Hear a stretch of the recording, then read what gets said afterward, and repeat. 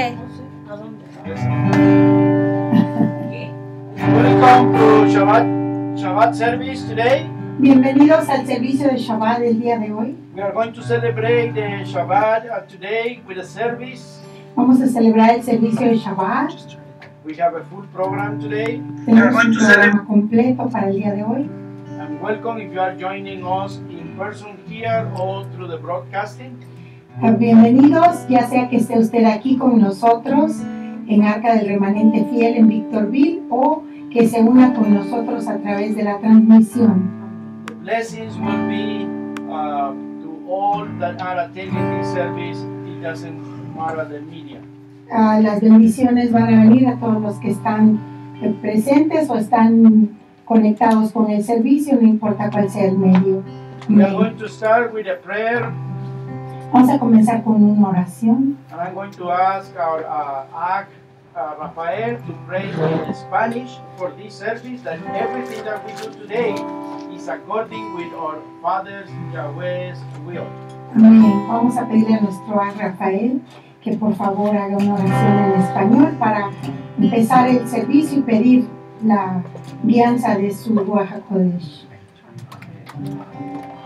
Abacadosh, te damos a toda la una vez más y nuestro corazón está más que disponible, Padre, para servirte, para adorarte, para alabarte en todo lo que es, Padre, con nuestra mente, con todo nuestro ser, Padre, porque te adoramos, te bendecimos y te amamos porque tú nos has amado primeramente, Padre. Y en este Shabbat, Padre, que es un día tan especial para todo tu pueblo, Padre, los que están en los cuatro cabos de este mundo, Padre, que están celebrando este día de Shabbat, Padre. Yo te ruego que Shalom sea en cada uno de ellos y que aquellos que están dispersos, Padre amado, que también hagan regresar pronto a raíces hebreas. Así también, Padre, en este momento ponemos a acabado o servicio en tus manos, Padre, este día, esta bendición tan grande que podemos tener juntamente con todos aquí, tanto el uno como el otro, unidos en el mismo sentido, en el mismo amor, en todos los aspectos, estamos unidos, estamos conectados contigo en todo el tiempo, Padre, en todo el tiempo alabaremos tú, Kadosh Hashem. Así te pedimos, Padre, que sea una bendición para cada uno de todos nosotros presentes, como todos aquellos que están conectados, Padre, a través de las redes sociales, que también, Padre, haya bendición, Padre, aleluya, con todo lo que se va a llevar a cabo, la alabanza, la adoración, el compartimiento también de tu palabra, de la Torah, Padre, en todos los aspectos, Padre, oramos, Padre, en el nombre bendito de tu Hijo amado, Yeshua HaMashiach, que también ponemos en tus manos aquellos ahí que vienen todavía en camino, que los haga llegar con bien, con felicidad, Padre, para que se unan con nosotros. Y a ti rendimos todo honor en este momento, Padre, y reconocemos que tú eres el único y solo sabio Rey, el creador, el poderoso. Amén, bendito sea. El que vive y el que reina para siempre. Aleluya. Todo acabó desde bendito ahora Yahweh. y por siempre. Amén. Amén, amén, aleluya. Amén, amén, amén. Bendito sea Yahweh nuestro Elohim, Rey del universo. We are going to have also a prayer in English so everybody can benefit from these prayers, and I'm going to ask Lilia, my wife, to pray in English for this service. Baruch atah Yahweh Eloheinu melech haolam, Elohim of Abraham, Elohim of Yitzhak, Elohim of Yaakov. We come before you this morning, not by our merits, for we have none before you, but by the merit of the perfect man, Yeshua HaMashiach.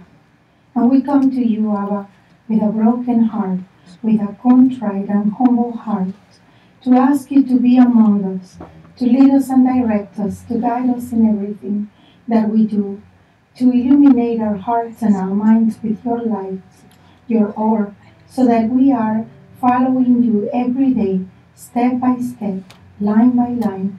And we thank you for your Torah, your guidance, your instructions, your word of love for us, so that we are following life. You said, I put before you the good and the bad, the life and the death. Choose life, And we are choosing life, Abba. We are choosing you. We are choosing to follow your steps and to enter through the door that you have provided, which is the door that is Joshua HaMashiach. We thank you and praise you. We honor your Kadosh name, for you are the judge, the friend. You are everything we need. Harapaman, you are the blessed one, the Prince of Shalom. And we thank you, Abba Kadosh, in the name of Yahshua HaMashiach, for all the goodness that you have bestowed upon us.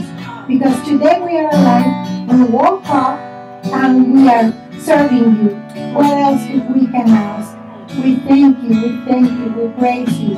In the name of Yahshua HaMashiach, please guide us, that everything that we do will be to exalt your Kadosh name. In the name of Yahshua HaMashiach. Amen, amen. Amen, amen. We are going to sound the shofar for convocation. Vamos a tocar el shofar para apartada convocación. Shofar players ready? We are going to sound the shofar, and we are going to have 3 types of sounds. Vamos a tocar el shofar con 3 tipos de sonido.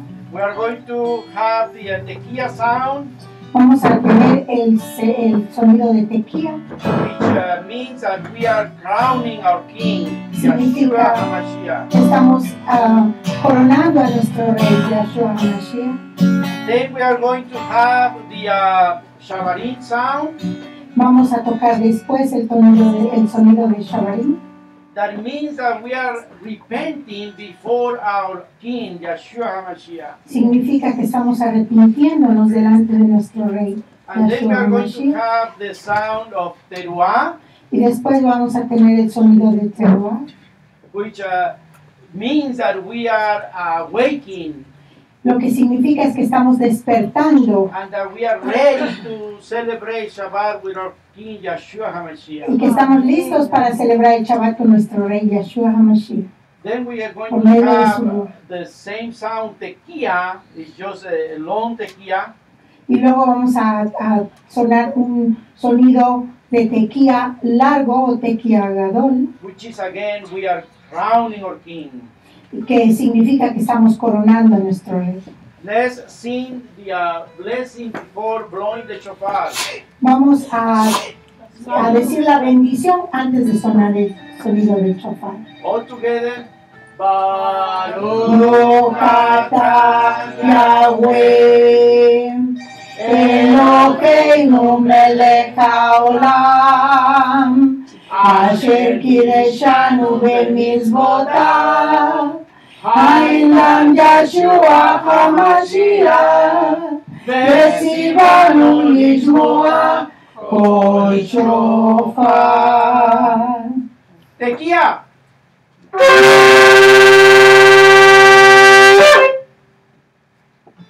Shabarim.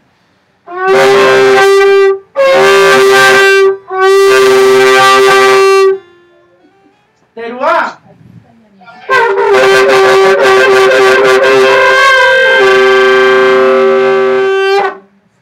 Tequila Gadol.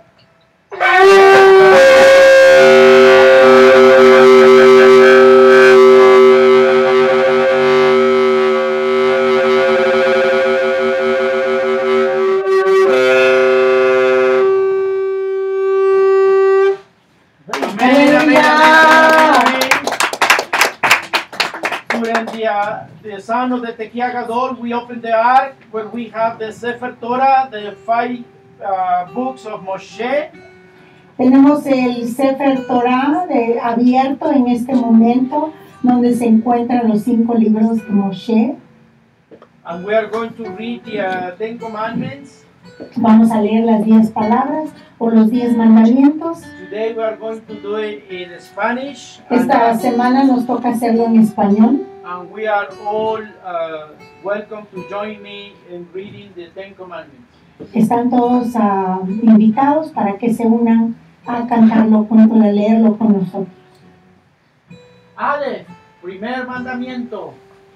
Y habló Elohim todas estas palabras diciendo: Yo soy Yahweh tu Elohim, que te saqué de Eres de Misraim, de casa de servidumbre. Veid, segundo mandamiento: no tendrás Elohim ajenos delante de mí. No te harás imagen ni ninguna semejanza de lo que esté arriba en los Shamayim, ni abajo en Aretz, ni en las aguas debajo de Aretz. No te inclinarás a ellas ni las honrarás, porque yo soy Yahweh tu Elohim, fuerte, celoso, que visito la maldad de los padres sobre los hijos hasta la tercera y cuarta generación de los que me aborrecen, y hago rahamín a millares a los que me aman y guardan mis mandamientos. Vimos, tercer mandamiento: no tomarás el nombre de Yahweh tu Elohim en vano, porque no dará por inocente Yahweh al que tomare su nombre en vano. Dale, cuarto mandamiento: acuérdate del Shabbat para separarlo. 6 días trabajarás y harás toda tu obra, mas el séptimo es Shabbat para Yahweh tu Elohim. No hagas en él obra alguna, tú, ni tu hijo, ni tu hija, ni tu siervo, ni tu criada, ni tu bestia, ni tu extranjero que está dentro de tus puertas. Porque en 6 días hizo Yahweh los Shamayim y Aretz, el mar y todas las cosas que en ellos hay, y reposó en el séptimo día. Por tanto, Yahweh bendijo al Shabbat y lo apartó. Hey, quinto mandamiento: honra a tu padre y a tu madre, para que tus días se alarguen en Aramá, que Yahweh tu Elohim te da. Va, sexto mandamiento: no matarás. Saín, séptimo mandamiento: no cometerás adulterio. Het, octavo mandamiento: no hurtarás. Tet, noveno mandamiento: no hablarás contra tu prójimo falso testimonio. Yud, décimo mandamiento: no codiciarás la casa de tu prójimo, no codiciarás la mujer de tu prójimo, ni su siervo, ni su criada, ni su buey, ni su asno, ni cosa alguna de tu prójimo. Todo el pueblo observaba el estruendo y los relámpagos y el sonido del shofar, y el monte que unaba, y viendo el pueblo temblaron y se pusieron de lejos y dijeron a Moshe: habla tú con nosotros y nosotros oiremos, pero no hable Elohim con nosotros, para que no muramos.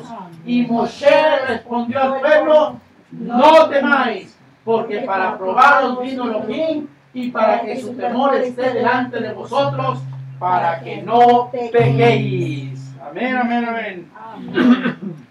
Aleluya. We are going to sing the Shema. Vamos a Hear, cantar O ahora. Israel. Vamos a cantar ahora el Shema. Escucha, oh Israel. This is the declaration of our faith that Yahweh, Yeshua, HaMashiach, Ruach HaKodesh, they are one, they are Echad. Esta es una declaración de nuestra fe que Yahweh, Yahshua HaMashiach y su Ruach HaKodesh son uno.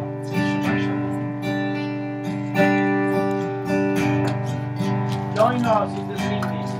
Únanse al canto, a la alabanza, al jaleo.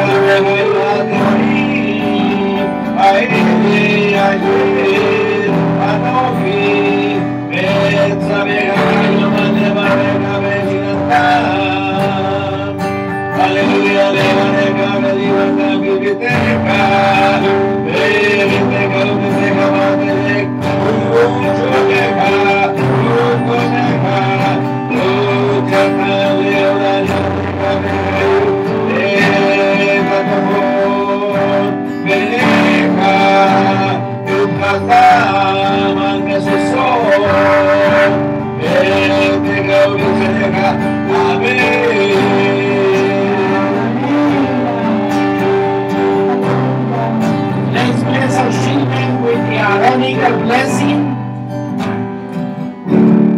Vamos a bendecir a nuestros niños con la bendición arónica. Yeshua in Mark chapter 10, he blessed the children.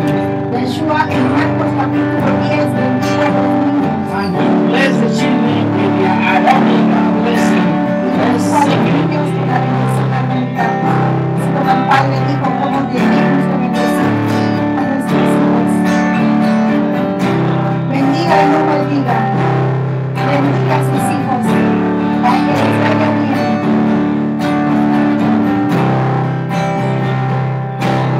Bless your children so that it's going well with them.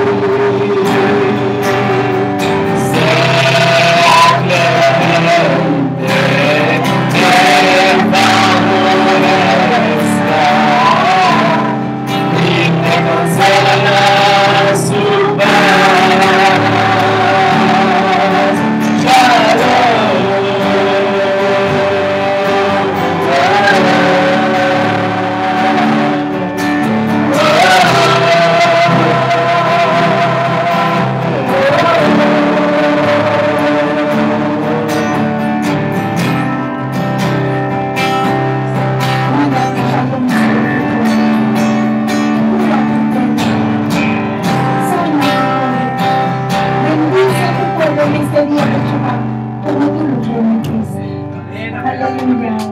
Bendito seas. When we are singing the Aaronic blessing to bless our children, Cuando estamos, perdón por la when we distracción. are singing the Aaronic blessing to bless our children, Cuando estamos cantando la bendición arónica con el objeto de bendecir a nuestros niños in the Shabbat service, en el servicio de Shabbat, This is the perfect opportunity Esta es la ocasión perfecta for those fathers and mothers which their children are not here in this room, para los hijos y las hijas que no están aquí en este cuarto en este momento, or for the ones that they are watching on the internet o para los que están mirando por la internet and their children are not there with them. y que sus hijos no están con ellos. It's the perfect occasion to keep them in mind and bless them. Esta es la Say their perfecta names. oportunidad para tenerlos en la mente y bendecirlos y decir Ask sus Yahweh nombres. Yeshua to bless them. Pídale usted a Yahweh, a Yeshua que los bendiga. Amen, amen. Amén, amén, aleluya. Amén. Bendito We sea are going to Yahweh. sing Hallel to Yahweh. Hallelujah. Vamos a cantar Halel a Yahweh. Aleluya. Amen, amen. Join us in the singing. This is Únase. the time to be joyful. Únase a los cantos. Este es un tiempo de regocijarnos. Este es el día que hizo Yahweh. Nos gozaremos y alegraremos en él. This is the day that Yahweh has made. Let us rejoice and be glad in him.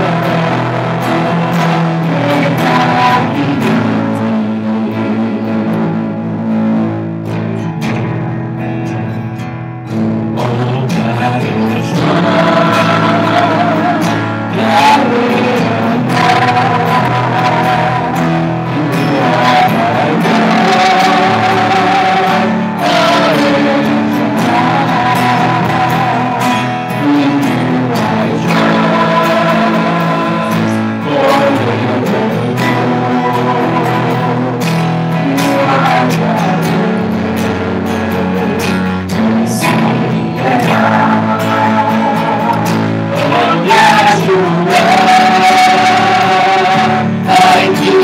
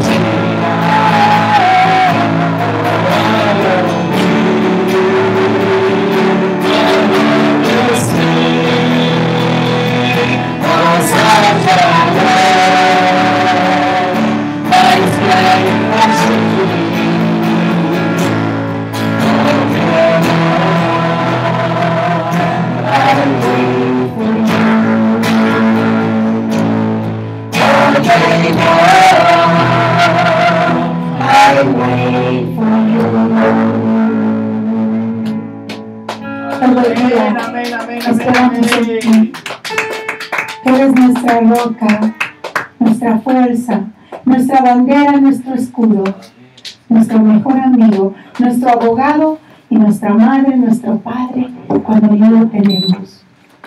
Toda Rabba, toda la él. Muchísimas gracias, toda Rabba. Bendito seas.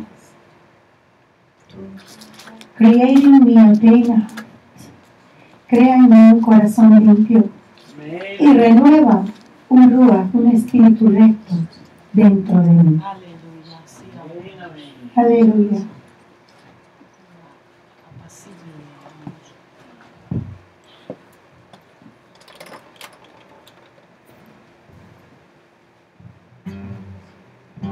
Entre en la adoración.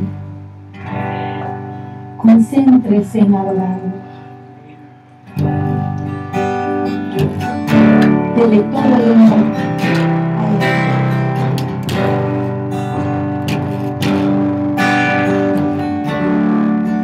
Pídaselo a la adoración.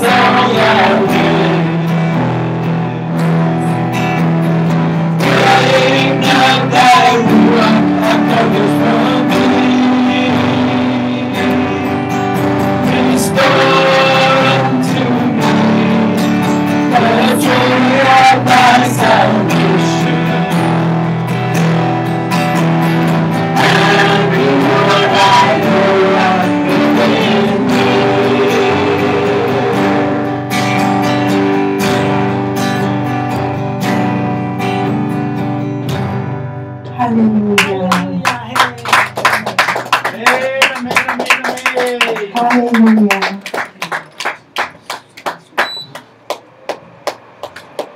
Blessed is Yahweh. That's what King David says. Creating me a clean heart, O Yahweh. And he was considered a man according to Yahweh's heart. Aleluya. Bendito seas, Padre. Esta fue la oración del rey David Crea en mí un corazón limpio. Renueva un espíritu recto dentro de mí. Salmo 51, Tejilín 51. Y fue un hombre considerado un hombre de acuerdo al corazón de Yahweh. Por eso hay que pedir ese corazón limpio, un corazón puro, conforme al corazón de Yahweh. El corazón es engañoso por sobre todas las cosas. ¿Quién lo conocerá? Dice la Escritura. The heart is deceitful above all things. Who will know it? Only Yahweh.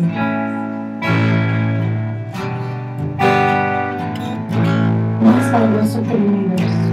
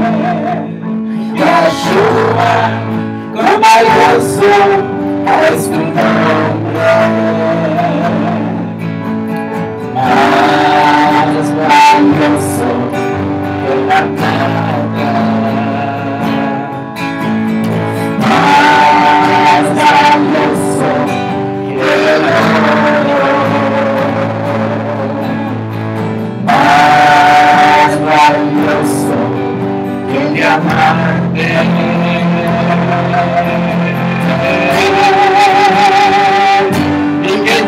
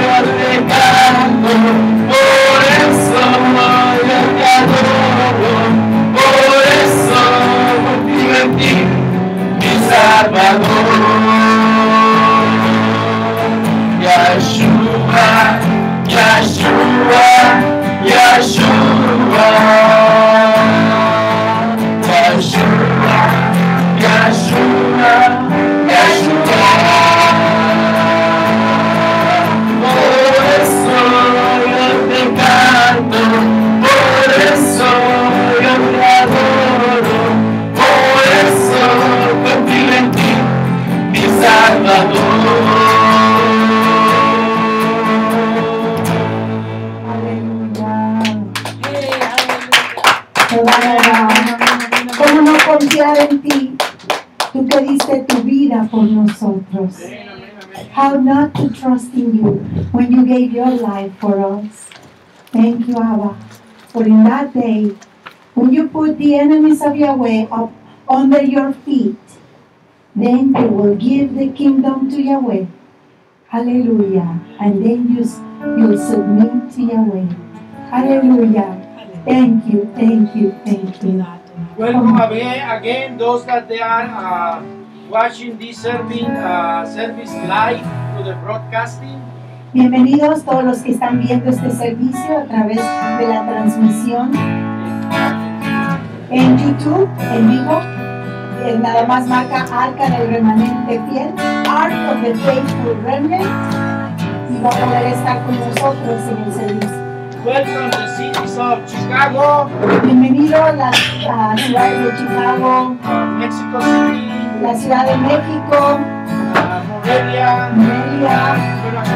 Veracruz, and maybe some others that we don't know yet. y quizá otros que no sabemos todavía.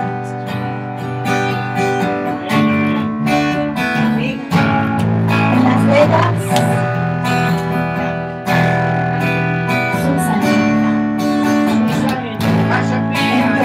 es una familia, la familia Sánchez en Vegas. Bendecida sea. Step down into darkness, open my eyes, let me see. You have made this life adore you. All about my life, stand with you. So here I am to worship, here I am to bow down, here I am to say that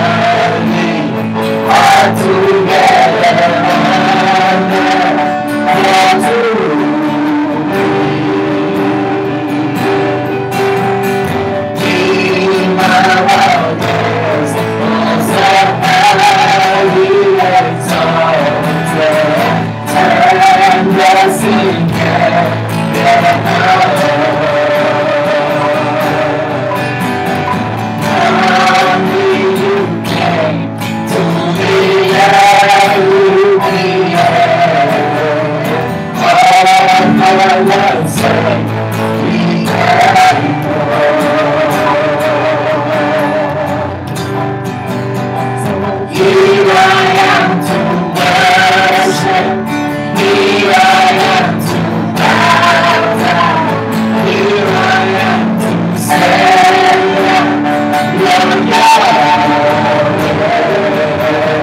All together lovely, all together worthy, all together wonderful, all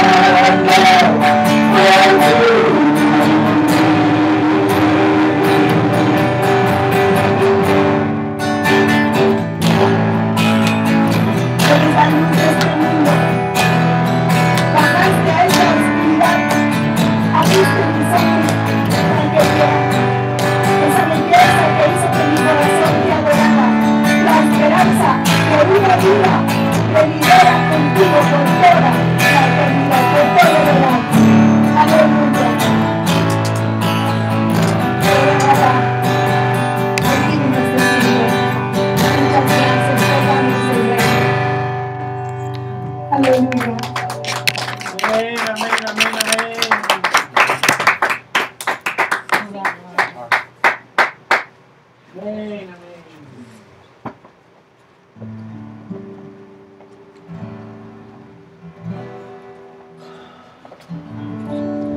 El temor es una de las armas más usadas por el enemigo contra nosotros.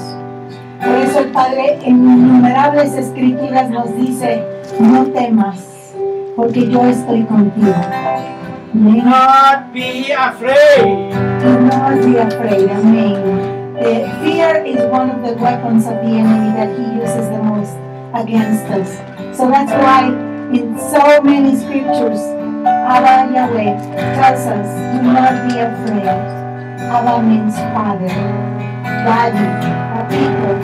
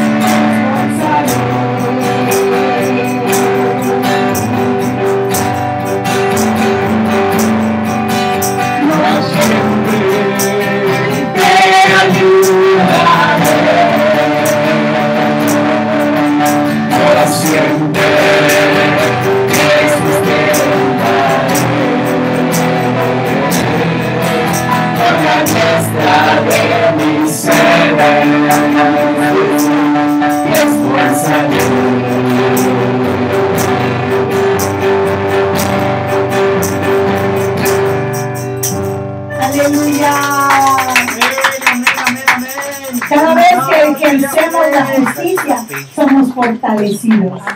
Cada vez que somos injustos, entonces somos debilitados. Esperemos que no sea así, ¿verdad? We lost our connection.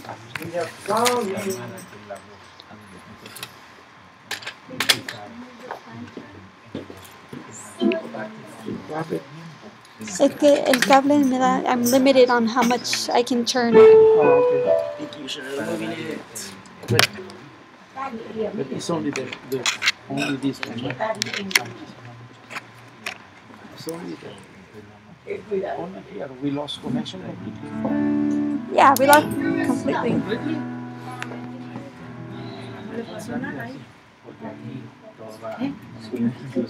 A la computadora no.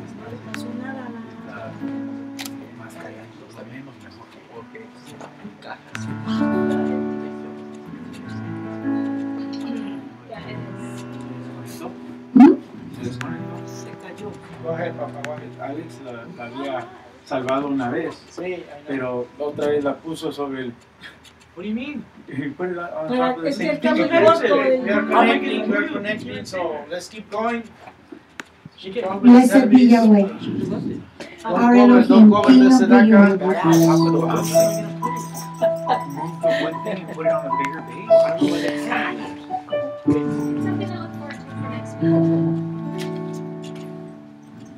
Remember, we are live. Please keep going. Lo hemos encontrado. We have found him. ¿Cuántos aquí lo hemos encontrado? Amén.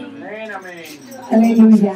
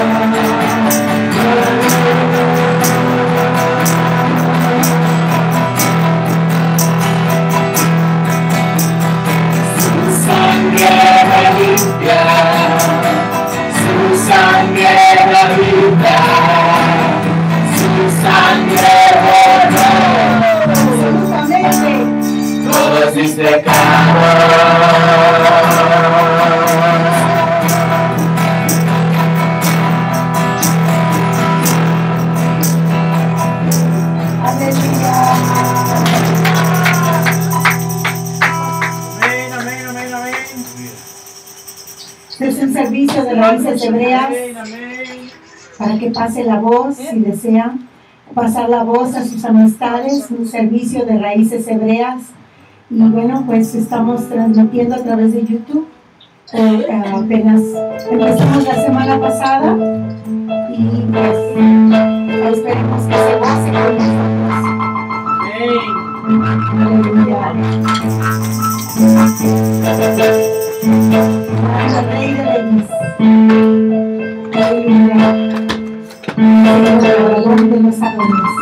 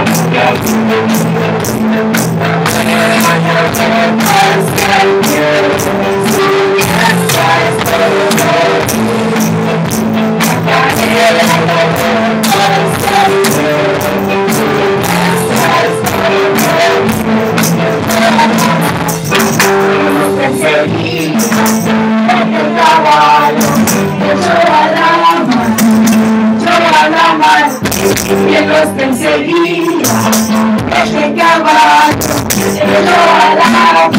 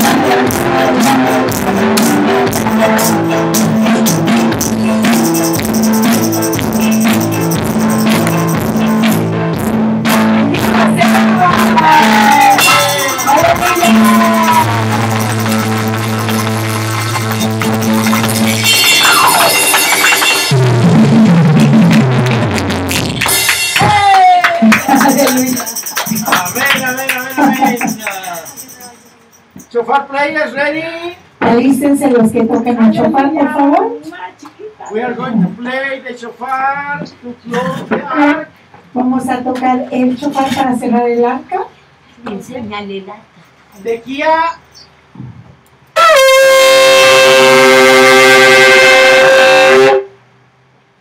Chavarín.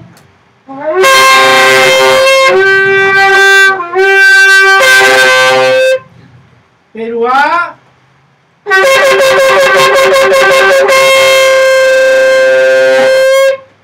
Tequía Gadol.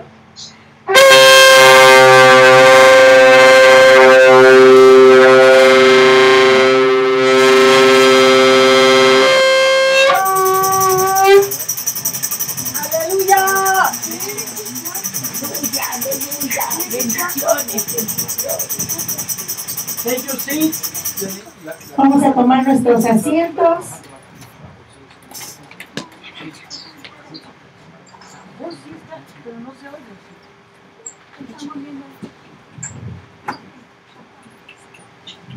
Take your seats. Vamos a tomar nuestros asientos. We are going to have some comments about today's parasha. Tenemos unos comentarios acerca de la parashá, de la porción de hoy, de las escrituras. Today is the parasha 31.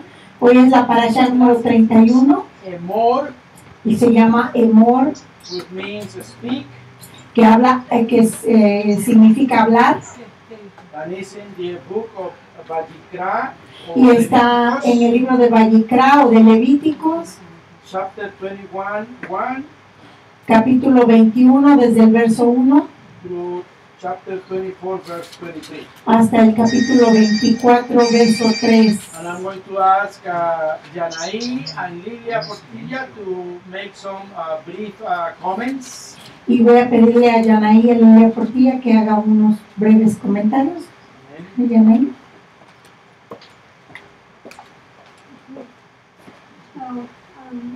Just a quick overview of the parasha. Nada más una breve, un breve comentario acerca de la parashá, de la porción.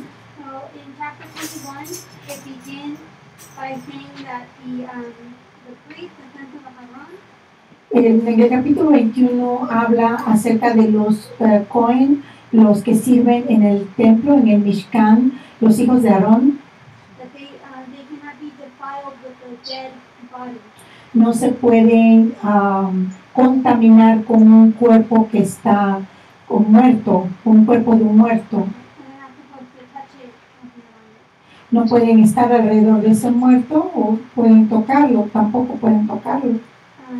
So a comment that I heard on this, Un comentario que escuché acerca de esto that was again making a distinction between his servant, his priest that went before him, and the priests of the other nation.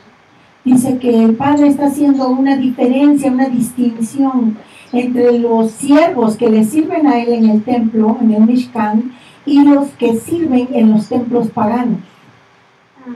So the priests in the other nations, in the pagan nation, especially the Egyptian priests, Los sacerdotes o los que servían en los templos paganos, part of their ceremony was being with the dead bodies. parte de la ceremonia es estar en contacto con cuerpos muertos. And they would try to resuscitate the soul Y la idea era resucitar las almas for the next para el world or próximo whatever they mundo, would call it and stuff like that. So ellos le he's llamaban. basically separating and saying that his people are not to do.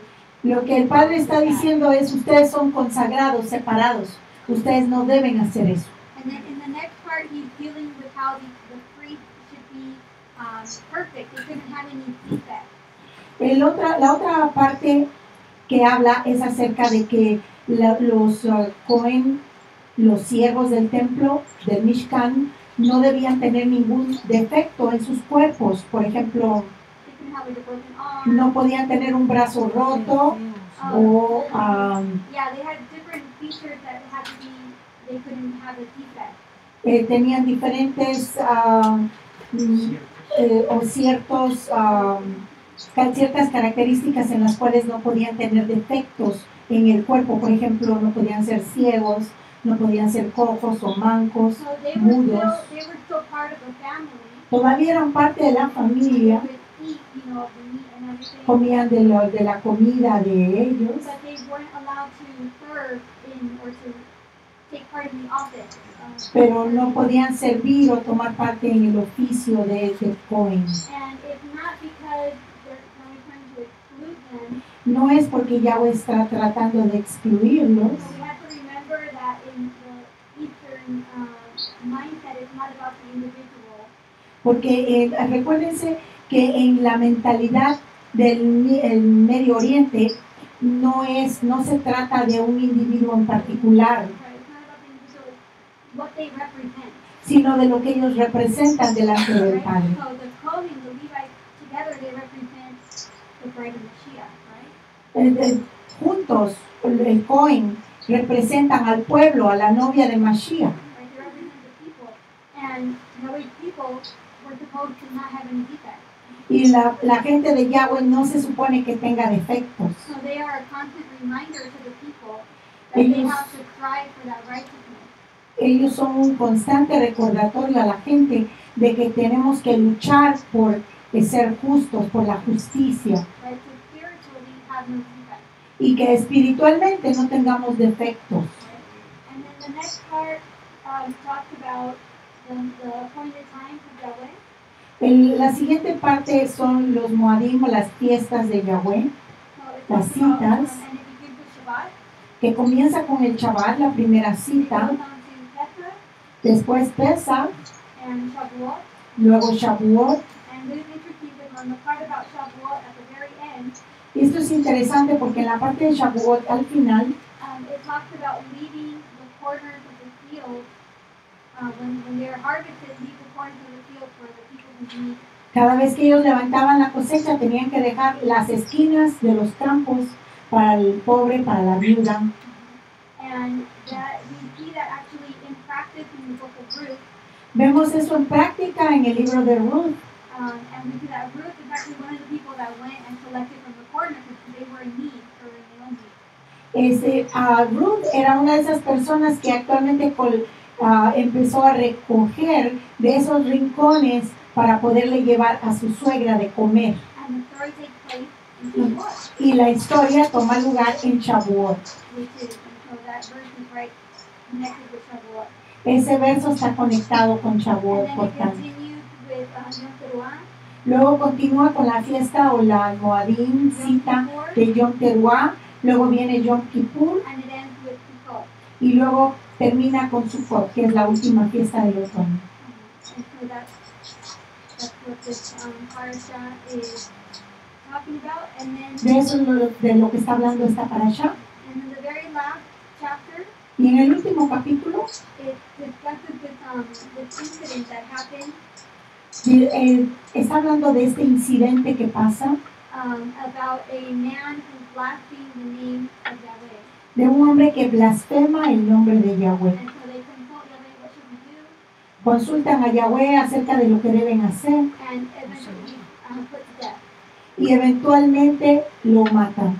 So, but the comment here is to realize that it's not that he pronounced the name.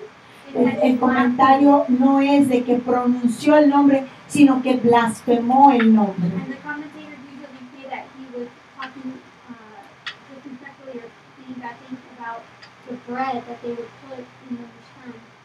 Y la manera en que él fue irrespetuoso es porque él estaba hablando leshon hara o lengua mala acerca del pan que ponen en el Mishkan. Because the bread would be there for a week. They would put it on Friday and they would put in fresh bread the following Friday. Es que el pan permanecía ahí en la tabla, en la mesa, desde el viernes y lo volvían a poner fresco para el siguiente viernes. And so then when they would put the fresh bread, they would eat the bread that was from the prior week.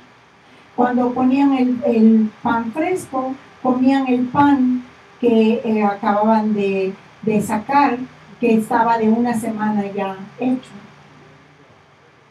That's right, because he's asking if it would be hard or stale. So that's what the commentators say, that it was a miracle that the bread was still fresh and good. Dice, está preguntando mi nieto si el pan estaría duro o se habría hecho ya malo, rancio.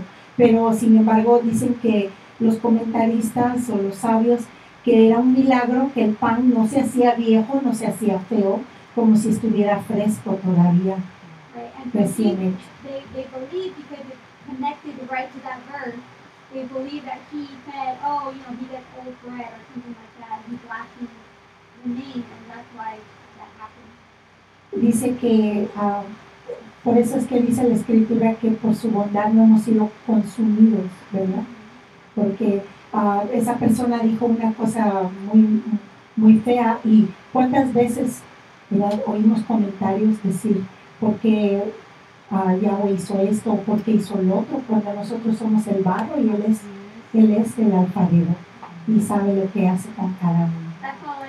Eso es todo. ¿Ya?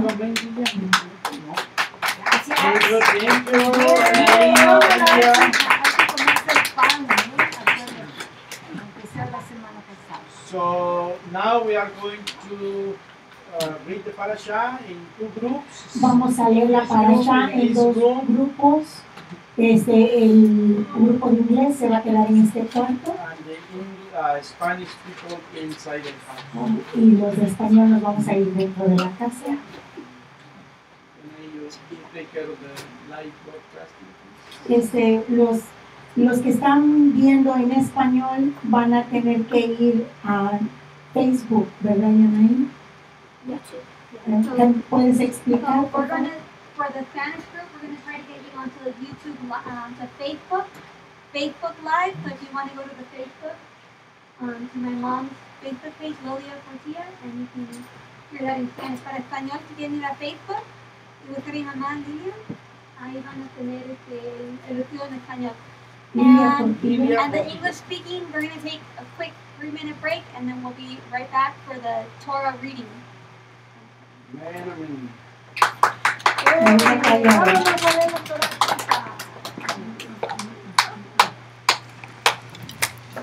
Did you pause the recording?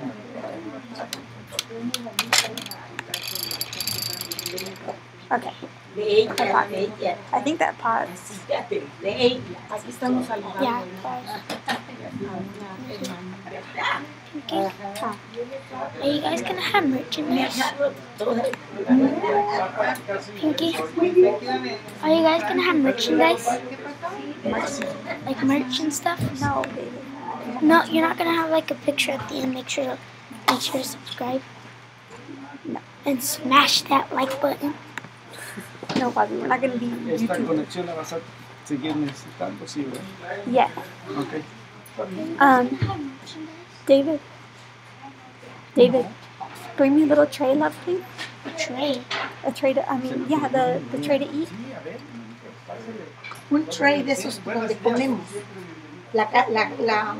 Uno de los que usamos para comer.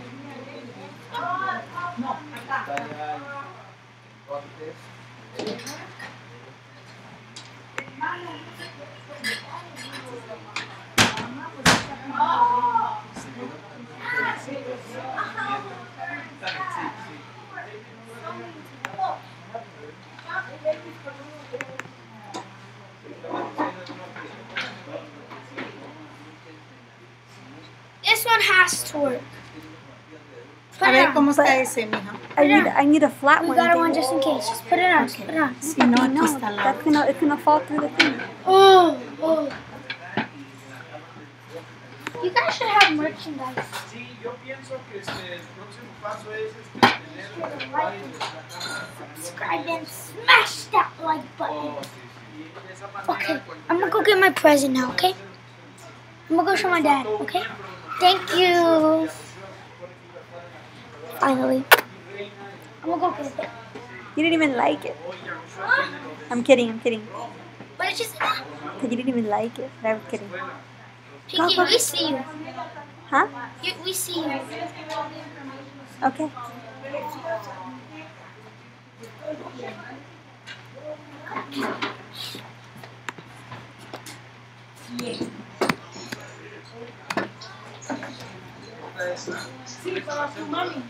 Sí, le estaba diciendo a tu papá Ajá. que sería bueno poner así como un cartelón y para poner la dirección de aquí, ¿verdad?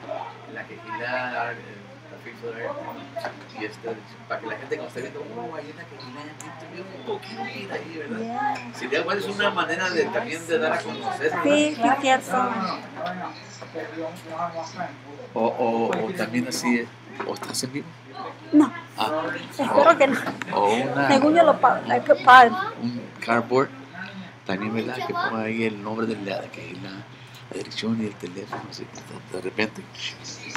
Wow. Yeah, Pues no, es una idea, ¿no? you're right. Tienes Para dar a razón. I think conocer. it's a good idea. Sí.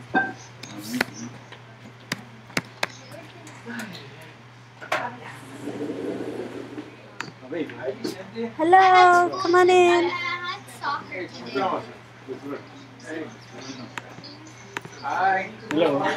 Hello.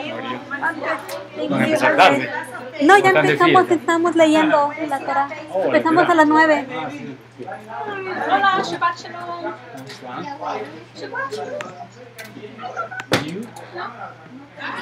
Maybe that way?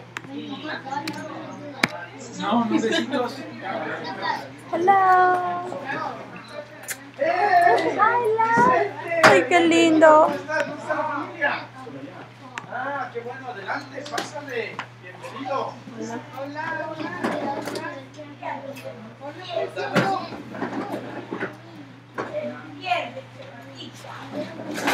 Mira nada más, qué bonito. How many viewers did we have, Peeps? We had 5 at one time. Whoa! She did look it up. Where's my water?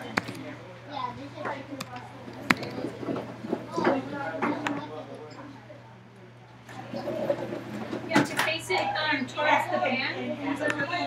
It's a little dark because of all the light that comes in. Yeah. I mean, eventually it like focused and it looked a little better, but yeah. It, I'm trying to watch it live like every so often just to see how it's looking. Make sure you don't get this beautiful face on the camera. I don't know, I just get real shy. It makes my heart beat really fast. Reina, can you help me open this? Yeah. Reina? Hey, come sit next to me. No, did you see David's gift? Yeah, he was just showing me right now. So nice. What gift? Kid for his birthday, and I only got you something, I didn't get him anything. Oh, baseball. Remember? One day when we were going to school, we were talking about Larry Jane being on T-ball. Oh, it's really nice, baseball Pinky. is. You got him a good glove too. I have the gift receipt because the guy told me that they usually he has to go in and they measure him. Right, Lenny. No, actually no. David. This is Yeah, so that has to be at your hip. Te vas a tener que esconder porque... Yeah, he's okay though. Oye, Fine. Vicente, te vas a tener que esconder porque mira, pasamos la casa I así a todos. would have measured him, but I have the receipt. Where at? Oh no. You supported the Why couldn't you get him communists. we do him a toy car? No, because they're asking Congress for or somebody for a stricter gun control laws. They're ridiculous. Yours. Oreos. Get some troll balls. Before you start, hurry. This is what I'm doing. Here, Mom. Okay, guys. Wait, hold on. Let me get my. Are we live again or? No, not yet. But we should go. Yeah.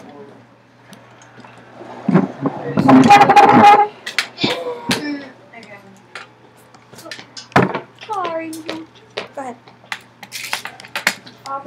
Ah! Let me get my. I don't know what happened to my coffee. Because I know they're going to tell me as soon as I go to read. The blessing. I was going to tell them last time. It's like, you guys. Okay, Migo.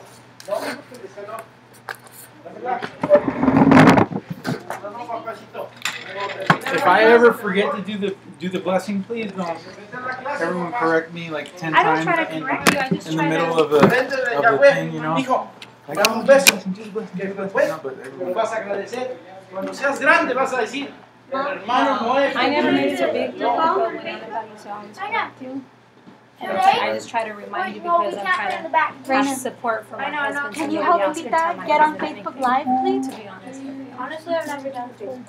But I mean, just help her find the button that says like camera or something like But I that. won't bother remind you. Or it'll say like live. I remembered I didn't want to do it. David. Oh. Do you guys have any like? Can I look inside the closet like anything for like cold or? Yeah, go ahead. Take it. Mi casa, tu casa. Yeah, that's why I told you not to bring it in. I knew you were going to be doing stuff like that. I wasn't going to give it to him yet, but he found it. Ah, he found it. He found it in the laundry room. I didn't hide it very well. What'd he say? He thought, I think I know what you got me. I think I know what you got me. I didn't want her to know. Just like when Raina saw the bike you got her for her birthday. She saw it in the Tahoe. And she was not surprised. But then when we gave it to her, she acted as surprised. Raina, remember when you saw the bike in Dad's Tahoe? Oh yeah. You were like, I opened the door and then like I closed it and like you walked out and you're like, don't go in there. And I was like, okay. I just walked away. Alright. I'll go there. Okay. Is that my coffee? I'm going to call it like this because they can hear us. So when you guys are ready, we told them only 3 minutes, guys. We're taking too Right. long. Okay, yeah, put it back on. Very surprised. Let's go. Where's everybody? Where's my Alright, just put it. Puppy, go call Alex. Go call and tell Mom. Starting. Quietly.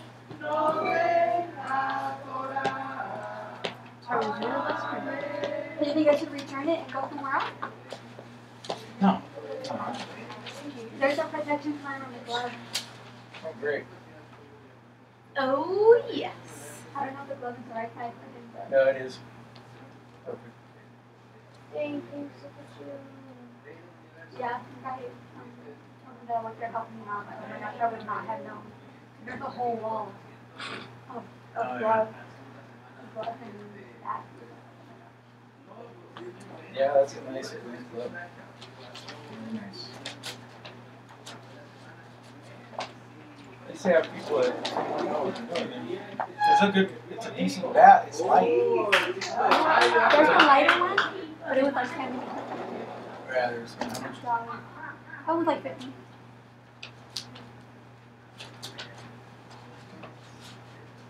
Nice bat. That's why I was going to tell him, like, don't drop it around and leave it everywhere. Yeah, I'll talk to him about it. My cake was inexpensive. Oh my. My cake is Hurry up, inexpensive. skip. They're talking about They're talking about Mexico and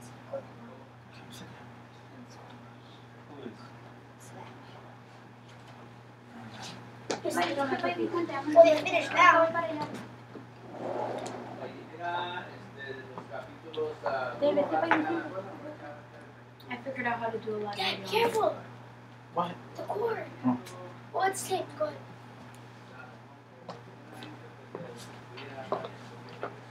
I don't see Laura. She must be talking to Mary. Probably Mary's sitting. I looked. And where's Alex? Why is that kid always disappearing? I don't know. That's why I'm in favor.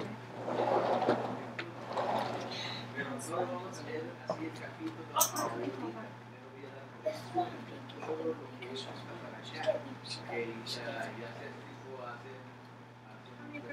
What'd she get you? My cake. Cake that with the hem on it for you. You see him throwing shade at you? That's just the hem on it. That's the hem. Okay, I made a lot of it. I cut it out. Just And I pinned it and I sewed under it. open it. I can stop. Night. I just want to feel it. Does anybody play Listen to Fortnite? him. Yeah, I play Fortnite. If you open the bag, you can't return it. Okay? David, listen to Pinky. The ball is fine. No, don't open it. She just told you not to. I play Fortnite. Me too.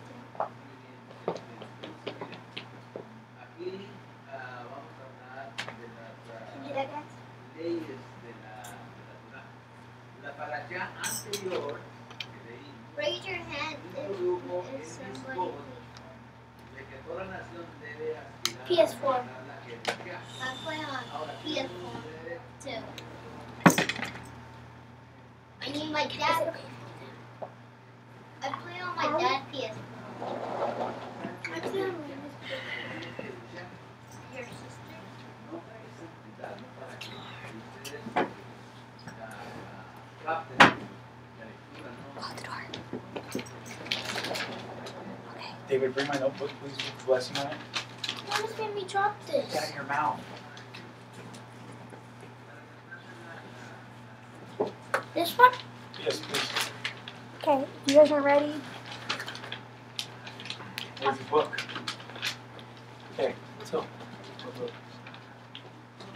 Okay, ready? Yeah. Here we go.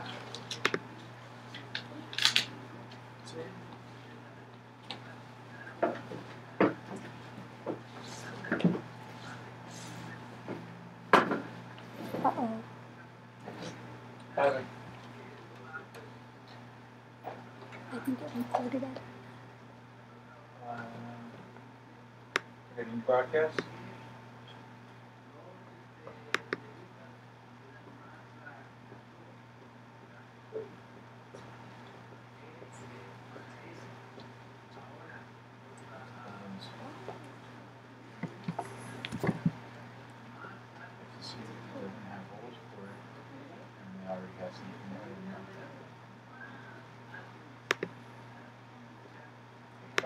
You guys can go ahead.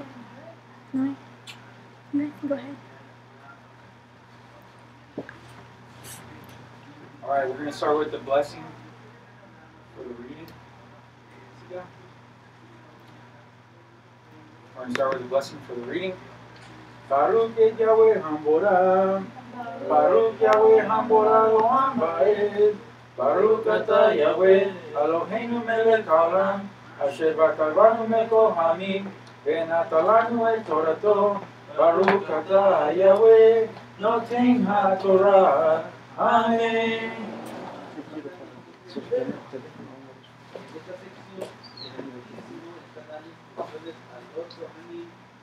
All right, and we're going to be reading from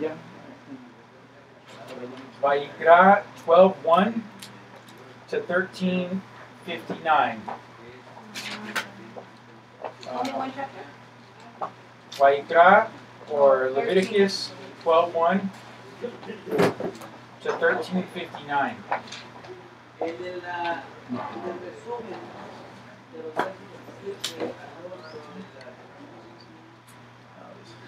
7 al 8 Baruch 21 verse 1. This is the one you have in my paper.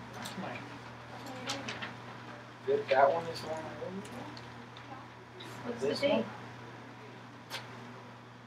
What's the date? Okay, no, that's wrong, sorry. No, we're reading, it's not, it's Vayikra 21:1 to 24:23. 21 I guess 1? I had an old paper in there. Yeah, and this is mine. Okay. Oh, okay. All right, then, yeah, Vayikra, it's Vayikra 21:1 to 24:23. And it's Parashat Emor, means speak.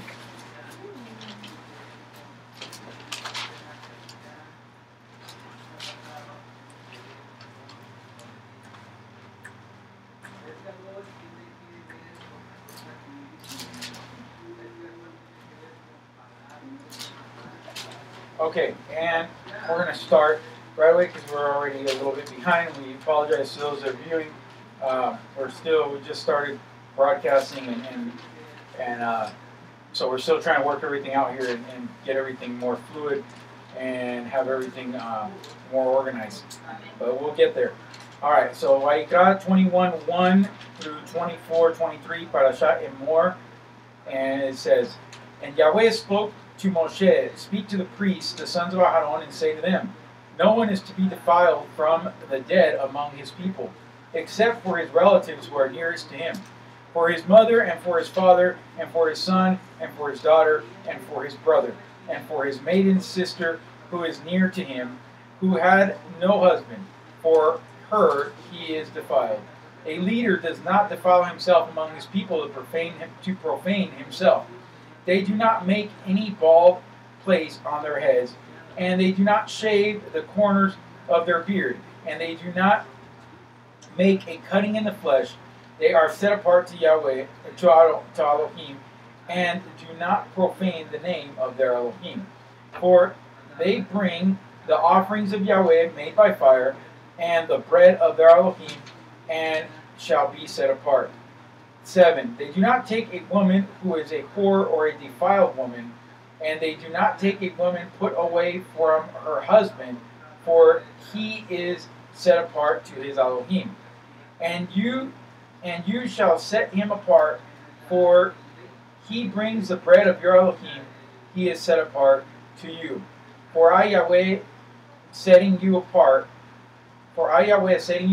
am set apart. 9. And when the daughter of any priest profanes herself by whoring, she profanes her father. She is burned with fire. And the high priest among his brothers, on whose head the anointing oil was poured, and who is ordained to wear the garments, does not unbind his head or tear his garments, nor come near any dead body, nor defile himself for his father or his mother, nor go out of the set-apart place, nor profane the set-apart place of his Elohim. For the sign of dedication of the anointing oil of his Elohim is upon him. I am Yahweh. And let him take a wife in her maidenhood, a widow, or one put away, or a defiled woman, or a whore. These he does not take, but a maiden of his own people he does take as a wife. 15. And he does not profane his offspring among his people, for I am Yahweh, who sets him apart. And Yahweh spoke to Moshe, saying, speak to Aaron, saying, no man of your offspring throughout their generations who has any defect is to draw near to bring the bread of his Elohim. For any man who has a defect is not to draw near. A man blind, or one lame, or disfigured, or deformed. A man who has a broken foot or a broken hand, or is a hunchback or a dwarf, or a man who has a defect in his eye, or is eczema, or scab, or is a eunuch. No man among the offspring of Aharon the priest who has a defect is to come near to bring the offerings made by fire to Yahweh. He has a defect. He does not come near to bring the bread of his Elohim. He does not eat the bread of his Elohim, both the most set apart and the set apart. Only he does not go near the veil or approach the altar, because he has a defect, lest he profanes my set apart places. For I am Yahweh who sets them apart. Thus Moshe spoke to Aaron and his son, and to all the children of Israel. Okay. A defect? Well, the thing is that you have to understand that we're talking about one person here. We're talking about the ones that bring the offerings to Yahweh. So that means he cannot be a high priest. He can't be a Kohen Gadol. He can't do the work of the of the Mishkan. So we're it's not like they can't do anything else. It's not like they can't be in the camp. It's not like they can't be part of the children of Israel. It's just he can't have those really important positions, which very few people had. So. And then if that was the case, maybe people would maybe all the wrong reasons. Yeah, there's probably deeper meanings behind it, but it just it doesn't. I guess it wouldn't look right, or maybe cause people to speak lashon hara or whatever. And so, like I said, there's probably deeper explanations for it. But yeah. But anyway, other important parts in here are, who they take as a wife. Very important. That's what we try to, stress to our children. They're to take someone from, among your the same beliefs, among the tribes of Israel, and they're not to take a woman that has been divorced from her husband or put away, because of whatever reason, from her husband, or one that was a whore or anything like that. So. What does it read? No one is to be defiled except for his relatives. So, when you touch a dead person, you're contaminating yourself. And so what it was saying is that you're not to defile yourself, these people, unless it's a close relative to you. And then he says, which ones in particular. Okay? So, all right, reading for 22, Alex, go ahead. And Yahweh spoke to Moshe, saying, Speak to Aaron and his sons that they separate themselves from the Kodesh offerings of the children of Israel, and that they do not profane my Kodesh name and what the Kodesh to me. I am Yahweh. Say to them, any man of all your offspring throughout your generations who draws near the Kodesh offerings, which the children of Israel kadosh to Yahweh, or he has uncleanness upon him, that being shall be cut off from before me. I am Yahweh. Any man of the offspring of Aaron who is a leper or has a discharge does not eat the Kodesh offerings until he is clean. And whoever touches what is rendered unclean by a corpse, or a man who has had an emission of semen, or a man who touches any creeping creature by which he would be made unclean, or any being by whom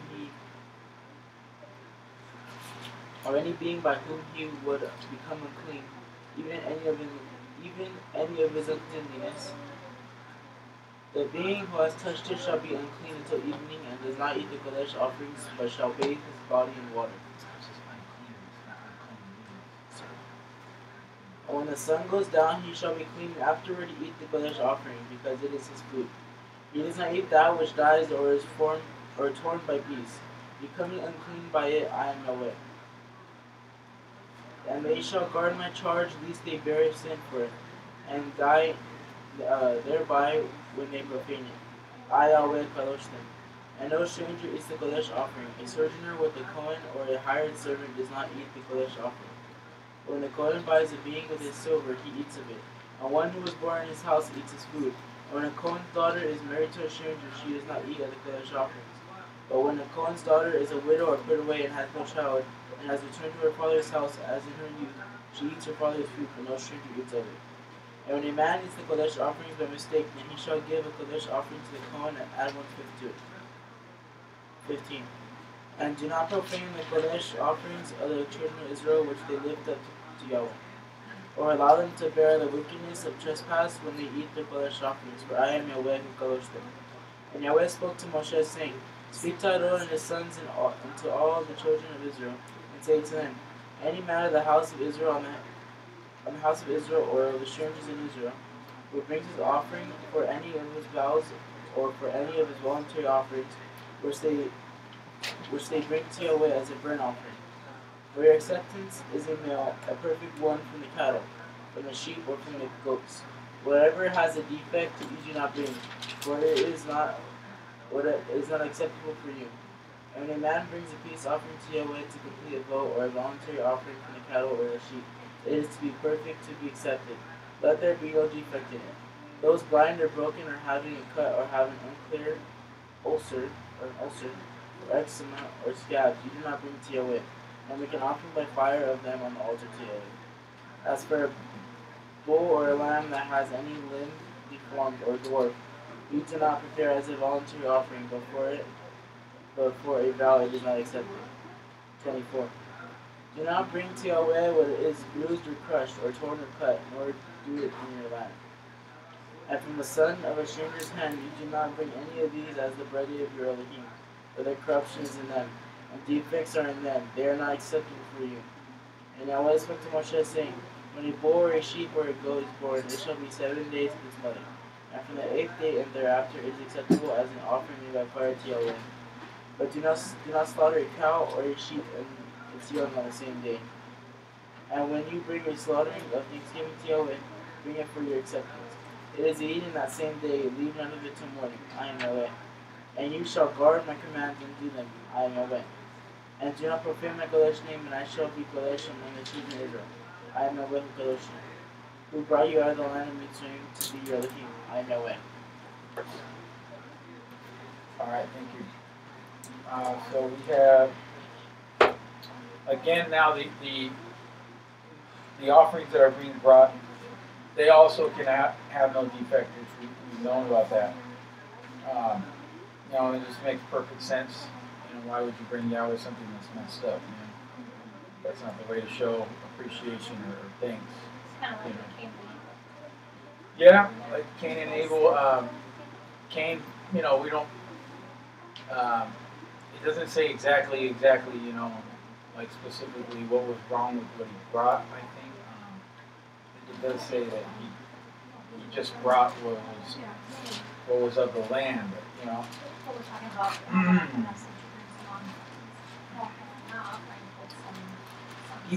I think he brought something of the land. Like he specified to that. Yeah, and I think that he was supposed to have brought, a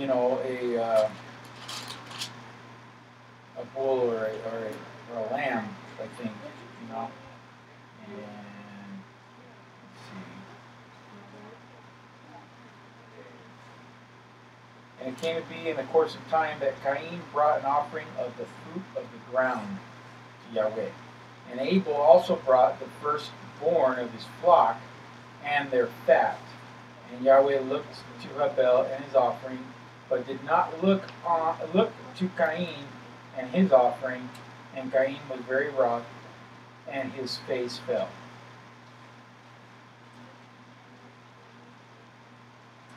He said, and he told them, Yahweh said to Cain, why are you wroth, and why is your face fallen?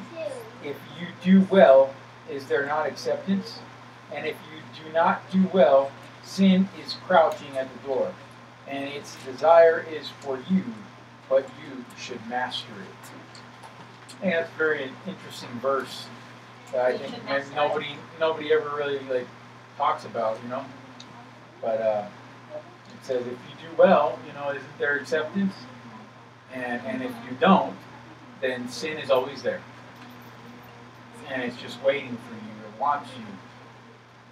But you must master what?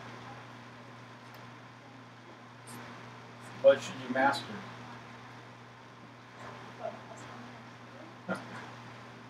Control, right? You have to master control, and you have to gain strength in putting aside or rejecting the things that are wrong, and then with time you get stronger and stronger and better at it, and that's where mastery comes in. When you master something, that means that you have it.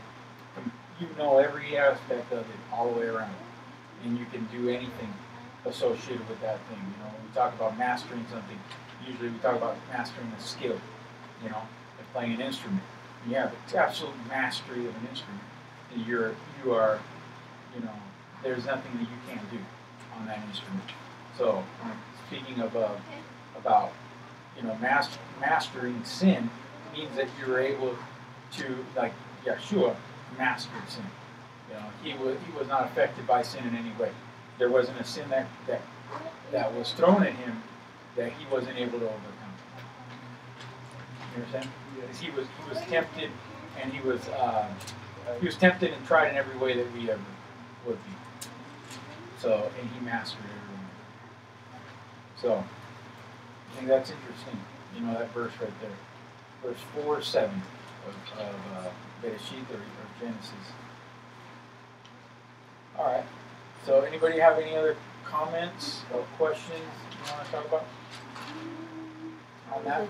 I don't know if she understood about she had made a face of the daughter from the Cohen when she leaves, and she can't eat up her father's food if she marries outside.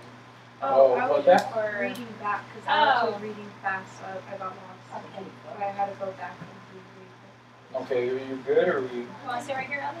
we need to talk about? Are you okay? It's just when she leaves and then she comes back. Well, what verse are you at? 13. Verse 13. But when a priest's daughter is a widow, okay, so she has to be a widow, or put away and has no child, and has returned to her father's house. Put away, I think, is divorce, yes. Has no child and has returned to her father's house, as in her youth. She does not eat her father's, she does eat her father's food, but no stranger eats of it. So like if someone we don't know. So like, a stranger would be somebody that is not a part of the children of Israel. He's not following Torah, and he's not living within. So he's a stranger. Somebody from another land passing through a sojourner. Huh? You can feed them, but he's not going to eat. This is a priest. So this is the priest is a Cohen, yeah. So it's very different. For him, there's laws that, because he's speaking mainly. This is for the Aharon and his sons. Yeah. Okay, the Levites. All right, and so, but all the children of Israel need to know this because they all need to know, the laws. So. Here it says if a Cohen's daughter, as long as she is single but married to another Cohen, she retains the privileges of the Cohenite family, and she may continue to eat Terumah. If she marries a non-Cohen, she becomes part of the new family and will no longer eat. Right. So I'm thinking is because remember the Levites, the Cohens, they don't go out and hunt for themselves. They eat of the food that's brought to the Mishkan, the offerings, and so if she were to eat of these foods, then she would profane them. You know what I'm saying? If she were to come back as a, still married to a stranger, or married to, anybody, as long as, that's why I was saying in the commentary, if she were to marry another Cohen, Another Levi that has a part as he is also a Cohen, he's also a priest. Remember, there's multiple priests, but there's one Cohen Gadol. So she could marry another Cohen, and then she retains the privileges that she had with her father, and she can eat at her father's house still. But if she does not marry a Cohen, and she marries another man, even if he's in the tribe of Israel, but he's not a Cohen, then she does not eat of the Cohen food, right? Because it was an offering, to Yahweh. All right. So that's why, because it's once something has been made kadosh, then you have to keep it kadosh. So yeah. All right, 23. Reina, you want to read? Yeah. So what verse? It goes to 23. I'm sorry, 23. Yeah, the whole chapter. Yeah. Verse 24. And Yahweh spoke to Moshe, saying, Speak to the children of Israel and say to them, The appointed times of Yahweh, which you are to proclaim as set apart gatherings, My appointed times are these. 6 days work is done, but the seventh day is a Sabbath of rest, a set-apart gathering. You do no work, it is a Sabbath to Yahweh in all your dwellings. These are the appointed times of Yahweh, set-apart gatherings which you are to proclaim at their appointed times. In the first new moon, on the 14th day of the new moon, between the evenings, is the Pesach to Yahweh. And on the 15th day of this new moon is the festival of Matzot to Yahweh. 7 days you eat unleavened bread. On the first day you have a set-apart gathering, you do no servile work. And you shall bring an offering made by fire to Yahweh for 7 days. On the seventh day is a set-apart gathering, you do no servile work. And Yahweh spoke to Moshe, saying, Speak to the children of Israel, and you shall say to them, When you come into the land which I gave you, and shall reap its harvest, then you shall bring a sheaf of the first fruits of your harvest to the priest. And he shall wave the sheaf before Yahweh for your acceptance. On the morrow after the Sabbath, the priest waves it. And on that day, when you wave the sheaf, you shall prepare a male lamb, a year old, a perfect one, as an ascending offering to Yahweh. And its grain offering, 2/10 of an ephah of fine flour mixed with oil. An offering made by fire to Yahweh, a sweet fragrance, and its drink offering, 1/4 of a hin of wine. And you do not eat bread or roasted grain or fresh grain until the same day that you have brought an offering to your Elohim, a law forever throughout your generations in all your dwellings. And from the morrow after the Sabbath day, from the day that you brought the sheaf of the wave offering, you shall count for yourselves 7 completed Sabbaths. Until the morrow after the 7th Sabbath, you count 50 days. Then you shall bring a new grain offering to Yahweh. Bring from your dwellings for a wave offering 2 loaves of bread, of 2/10 of an ephah of fine flour they are, baked with leaven, first fruits to Yahweh. And besides the bread, you shall bring 7 lambs of a year old, perfect ones, and 1 young bull and 2 rams. They are an ascending offering to Yahweh, with their grain offering and their drink offering, an offering made by fire for a sweet fragrance to Yahweh. And you shall offer 1 male goat as a sin offering, and 2 male lambs a year old as a slaughter of peace offerings. And the priest shall wave them, besides the bread of the first fruits, as a wave offering before Yahweh, besides the 2 lambs. They are set apart to Yahweh for the priest. And on this same day you shall proclaim a set-apart gathering for yourselves. You do no servile work on it, a law forever in all your dwellings throughout your generations. And when you reap the harvest of your land, do not completely reap the corners of your field when you reap.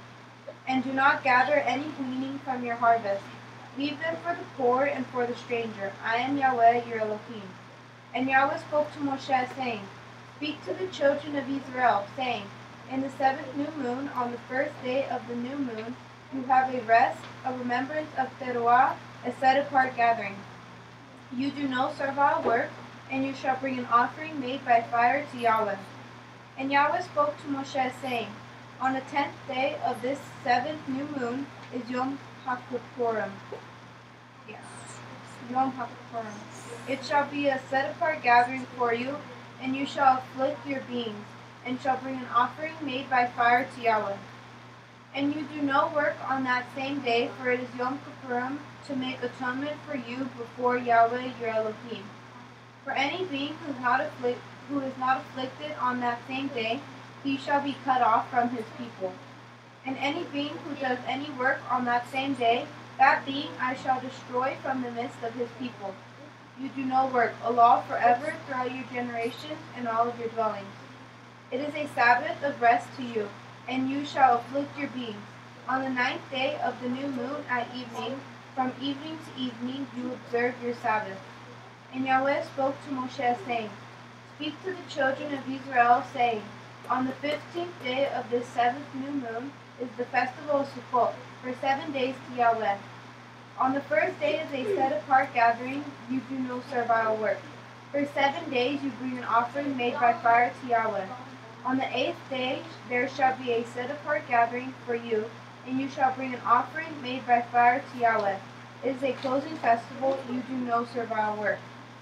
These are the appointed times of Yahweh, which you proclaim as set-apart gatherings, to bring an offering made by fire to Yahweh, an ascending offering and a grain offering, a slaughtering and a drink offering, as commanded for every day, besides the Sabbaths of Yahweh, and besides your gifts, and besides all your vows, and besides all your voluntary offerings which you give to Yahweh. On the 15th day of the 7th new moon, when you gather in the fruit of the land, celebrate the festival of Yahweh for 7 days. On the first day is a rest, and on the 8th day a rest. And you shall take for yourselves on the first day the fruit of good trees, branches of palm trees, twigs of leafy trees, and willows of the stream, and shall rejoice before Yahweh your Elohim for 7 days. And you shall celebrate it as a festival to Yahweh for 7 days in the year, a law forever in your generations. Celebrate it in the 7th new moon. Dwell in booths for 7 days. All who are native born in Israel dwell in booths, so that your generations know that I made the children of Israel dwell in booths when I brought them out of the land of Mitzrayim. I am Yahweh your Elohim. Thus did Moshe speak of the appointed times of Yahweh to the children of Israel. Amen. So basically, we went over the festivals and what we're supposed to do. What do we call that when we take the branches? Alex, what do we call it when we take the branches, the different branches? Lulav. Ah, very good. The lulav. We perform a wave offering with it, yeah. So, there's a lot in this chapter because he talks about all the festivals and should be keeping that he actually asked Moshe to keep them to God, you know? Yeah, and goes over the gleaning of the harvest, leaving some for the poor, keeping the Shabbat. But remember, to the blowing of the shofar, the Day of Atonement, or Yom Kippur. We have Pesach, and we have Shavuot, and we have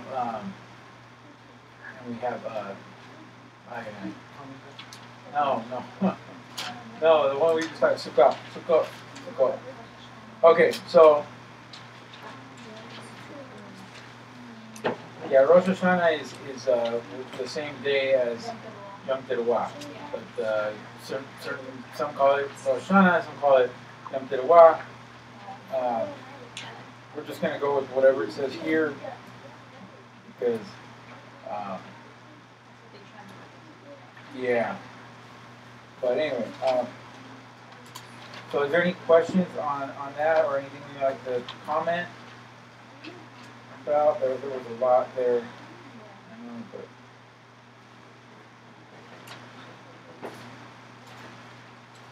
I think it goes over the importance of Shabbat and not working on it.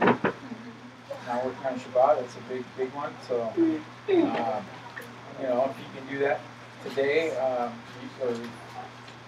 if you can and you are, that's awesome. That's, Yahweh will bless you for it. And if you're not doing it right now, then definitely something that you should strive for and really try to. I think a lot of people think that commandment is basically, some people I know for sure, they believe that that's almost impossible, that they can't get the days off now at work and all this stuff, but where there's a will, there's a way, that's definitely true. Anything you really want to be able to do, if you try and you pray, Yahweh's going to take you the rest of the way. There's nothing impossible for him. So, all right. So, chapter 24, we're going to read to the end to 23, verse 23. So, 24:1. And Yahweh spoke to Moshe, saying, command the children of Israel that they bring to you clear oil of pressed olives for the light, to make the lamps burn continually outside the veil of the witness in the tent of meeting. Aharon is to arrange it from evening until morning before Yahweh continually, a law forever throughout your generations. He is to arrange the lamps on the clean gold lampstand before Yahweh continually. And you shall take fine flour and bake 12 cakes with it, 2/10 of an ephod in each cake. You shall set them in 2 rows, 6 in a row, on the clean table before Yahweh. And you shall put clear frankincense on each row, and it shall be on the bread as a remembrance portion and an offering made by fire to Yahweh. On every Shabbat he is to arrange it before Yahweh continually, from the children of Israel an everlasting covenant. And it shall be for Aaron and his sons, and they shall eat it in the set apart place, because it is most set apart to him, from the offerings of Yahweh made by fire, an everlasting law. And the son of a Israelite woman, whose father was a Mitzrite, went out among the children of Israel, and the Israelite woman's son and a man of Israel strove in the camp. And the Israelite woman's son blasphemed the name and cursed. So they brought him to Moshe. Now his mother's name was Shlomith, the daughter of Dibri, the tribe of Dan. And they put him under the guard, that it might be declared to them at the mouth of Yahweh. And Yahweh spoke to Moshe, saying, Bring the one who has cursed outside the camp, and all those who heard him say shall lay their hands on his head, and all the congregation shall stone him. And speak to the children of Israel, saying, Anyone who curses his Elohim shall bear his sin. And he who blasphemes the name of Yahweh shall certainly be put to death, and all the congregation certainly stone him. The stranger as well as the native, when he blasphemes the name, he is put to death. And he who smites the life from any man shall certainly be put to death. And he who smites a beast repays it, body for a body. And when a man inflicts a blemish upon his neighbor, as he has done, so it is done to him. Fracture for a fracture, eye for an eye, tooth for a tooth. As he inflicts a blemish upon him, so it is done to him. And he who smites a beast repays it, and he who smites a man to death is put to death. You are to have one right ruling for the stranger and for the native, for I am Yahweh your Elohim. And Moshe spoke to the children of Israel, and they brought the one who cursed outside the camp, and stoned him with stones. And the children of Israel did as Yahweh had commanded Moshe. All right, amen. So that is the end of the parashah reading, and let's comment on this. And you guys are talking about the stoning of the man that cursed. Here it says they were fighting outside the camp, and they cursed the name from stoning outside, or from fighting outside the camp. Yeah, so like what I heard is that he was saying that, and someone told him, hey, don't talk like that or whatever, and then they tried to Fighting. And I mean, that's not, yeah, we don't know for sure. That's just what they think, because it's right after the part about the bread. So they think it's not connected, right? Okay. All right. And so now we have we have this part about well, first we have the oil. The oil is being burned for light in the Mishkan, and Aharon is supposed to arrange that daily, and it's continual burning, always burning. And then we also have the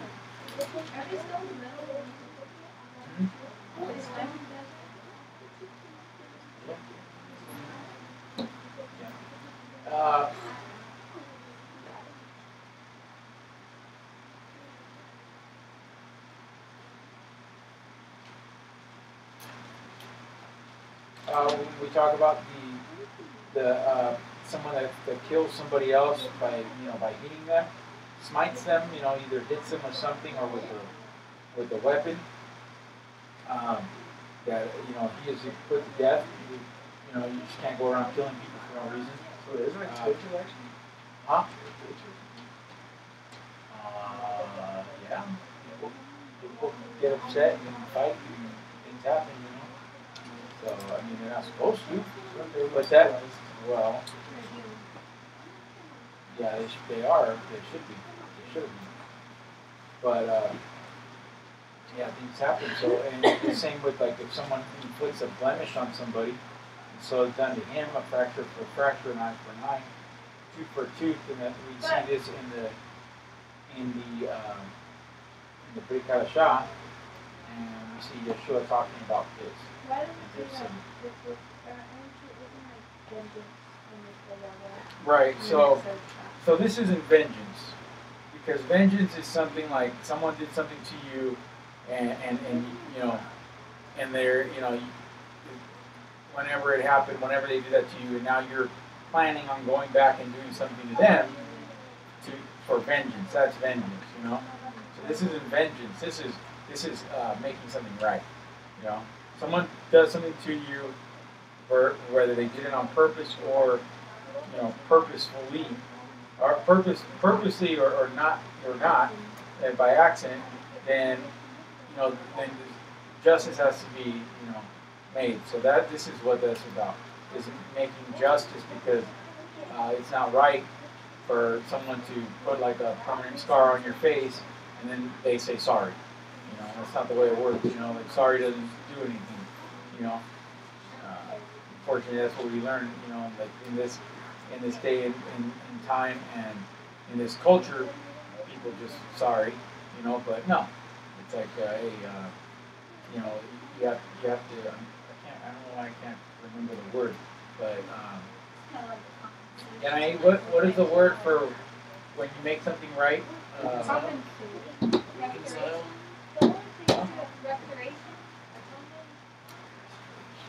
another word with an R that I'm looking for. Restitution. Thank you. That is the word. Restitution. Yes, Alex broke your ankle, so we're going to break his ankle now. Really? He's helped you around the house, they had laid you down, did some of your hair. That's probably what we should have done. My ankle still hurts. Yeah, that's probably what we should have done. So you can't, your ankle hurts when you lay down and then you have to I mean, that would teach Alex never to break your ankle again, wouldn't it? You know what I mean? That's the whole point of this, is that people are more careful when there's actually a consequence to their actions. Nowadays, there's no consequences for anything, and so people just do whatever, and that's a problem with this. So yeah, people are way more careful when people are actually held accountable for things, and that's the point of this. Not that we want to do these things, but unfortunately, if we don't do anything about it, then it'll just get worse. So, so I think it's interesting and good that it says that this right ruling, what is a right ruling? It's a law, right? It's a right ruling means it's a law. It's something that when this happens, this is the correct thing to do about it. That's a right ruling. Okay. So this right ruling is good. Is the same for a stranger, for the native, right? So it says, let there be one law, one Torah, for the stranger or the native. So that means that there's none of this like, oh, well, that's for the Jew, and that's for this people, and that's for these people. Unfortunately, that's not what it says. Because these laws weren't just for the Israelites. They were to make the Israelites live, in harmony and the best possible way they could here on earth. And these are the guidelines to follow in order for people to keep themselves out of problems, to be able to deal with things that come up, because things just happen, and how to deal with them correctly, and so that they don't cause more problems, and it just, deal with that problem, it's over, and it doesn't create more problems. And right, but these things were supposed to be, they're supposed to live these laws, you know, they're like laws of life, you know, of how to go out throughout the years and have a good, peaceful life and not, you know, bring curses on themselves and problems. So the Israelites were given this because they would do it. That's Yahweh said that they would do it. That's why He gave it to them, because He saw that they would do it. You know, and then they were supposed to, by their example, other nations are supposed to come and also follow these same things. Now, whether they wanted to or not, that's on them, and eventually Yahweh would deal with them like He dealt with other nations, like the Canaanites and all the other people that they kicked out of their lands because of the things that they were doing wrong. So, so when people say, you know, oh, these laws are only for the Jews or whatever, they're only the ones that need to do it. You know, oh, we have to follow the Noahide laws. It doesn't say that anywhere. You know, but it does say here that let there be one right ruling for the native and stranger. And right ruling is the Torah. You know, and it's one way of one other word for it. So, all right. So that's it on the parasha reading. And let's see, we have a Haftorah in Ezekiel or Yezheskiel 44:15 to 31.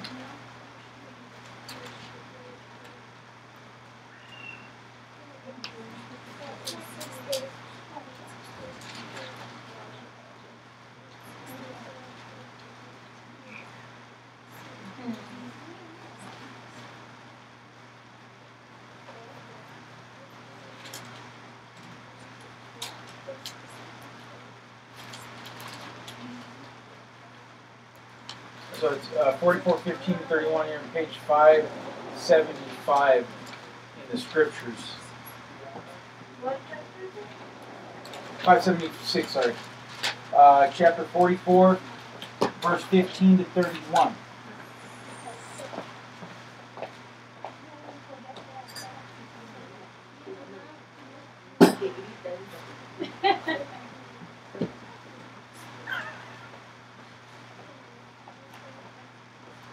Take me to my brother. Okay. Alex, since you're already there, the fastest out of all of us, and the best reader. I had a question. Go ahead. So, how come, you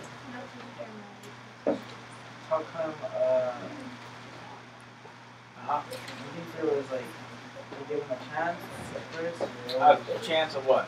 Like, to like, give him a reason why, and, you know, like, not always it's like, they do first, and they do that. So that is where the Kohen, you know, they bring they state their case, you know, to the Kohen. The people, witnesses, if there are any, state their case, what they saw, what they heard. And the Kohen, if he can't make a decision, then he'll consult Yahweh. If it's clean cut, if it's clear and easy to figure out because it's written, you know what I mean? Like, just for example, somebody gets mad at somebody, and three or more, saw this person upset and knew, you know, that they were upset because this other person, you know, said something or something happened, and they went and they hurt that person, and these other people saw it and they have witness of it, then there's not really a reason to, there's no reason to, because it's written and it's clean cut, and there's witnesses, and it's easy to figure out. But if something were to happen where there's no witnesses, nobody knows, and two people have different stories, like the lady, the two women that had the two babies, right? And one rolled over on the baby and killed it in their sleep, and then in the morning she wanted to, you know, take the live baby for herself, leaving the dead baby with the other lady. And what did Shlomo do at the time? Shlomo, being very wise, and they brought the matter to him, you know. But yeah, you know, it depends on the situation and if there's witnesses or not. But that's what this is all about. That's why this is here, you know, and because of things like that. So then they will know what to do. All right, Alex, go ahead. 44:15 to 31. And the Kohanim, the Levites, the sons of Sabbath, regard the duty of my mikdash when the children of Israel went astray from me. They shall draw near the me to serve me, and shall stand before me to bring to me the fat and the blood, declares Adon Yahweh. They shall enter my mikdash, and they shall draw near to my table to serve me. And they shall guard my charge. And it shall be when they enter the gates of the inner courtyard that they put on linen garments, and no wool shall come upon them while they attend within the gates of the inner courtyard of the house. They shall have linen turbans on their heads and linen trousers on their bodies.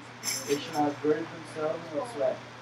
And when they go out to the outer courtyard to the people, they shall take off their garments of which they have attended, and shall leave them in the Kodesh rooms, and shall put on other garments, and they shall Kodesh the people in the Kodesh garments. And their heads they shall not shave, nor shall they let their hair grow long. They shall keep their hair well trimmed.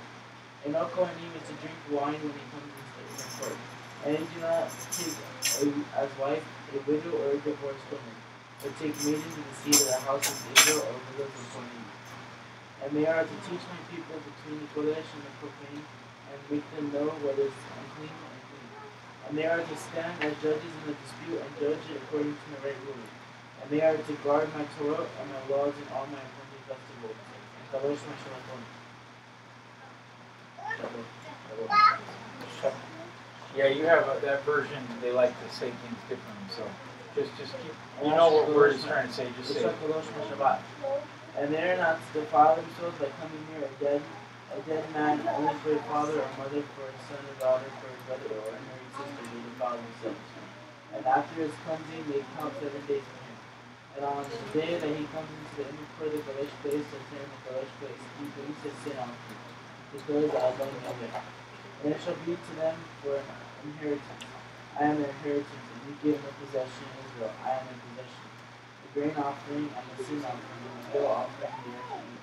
And all that is dedicated in Israel is theirs. And the first of all, the first fruits of all. And every contribution of all, your contributions belong to the Kohanim. And the first of your ground meal you give to Kohanim, so that a Torah rests in your house. Why can it only be an There's one more verse. And the priests are not to eat any bird or beast found dead or torn to pieces. You don't have that verse on there? Yeah, I do. You don't have 31? 30. No, I said 30. Oh, sorry. Why does it say only an unmarried sister? Where do you see that? And Oh, on they are verse not to 25? defile themselves, yeah. And they are not to defile themselves by coming near a dead man, or only for a father or a mother, for a daughter, or for a brother or an unmarried sister. So once she's been married, I guess, because of the fact that she can be married to someone else. But the brother can. Huh? The brother can too. Brother, yeah, I don't know.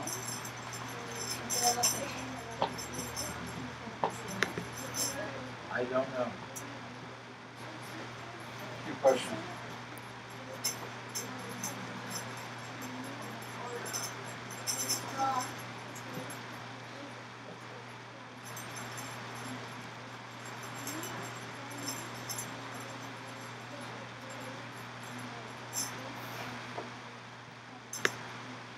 So here on verse 28 and 29, it kind of goes over that again. This is what we were talking about. That it shall be for an inheritance. I am their inheritance, and you give them no possession in Israel. I am their possession. So this is the Levites. And the grain offering and the sin offering and the guilt offering they are to eat, and all that is dedicated in Israel is theirs. So anything that comes to the Mishkan, anything that's dedicated, and that is the Levites' inheritance. That is theirs, and it says that Yahweh is their inheritance. So very, very interesting.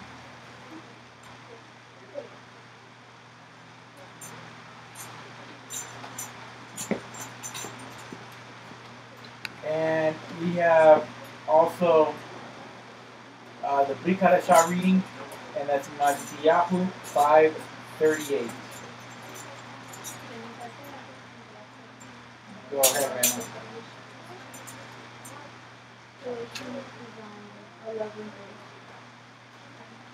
I'll start reading.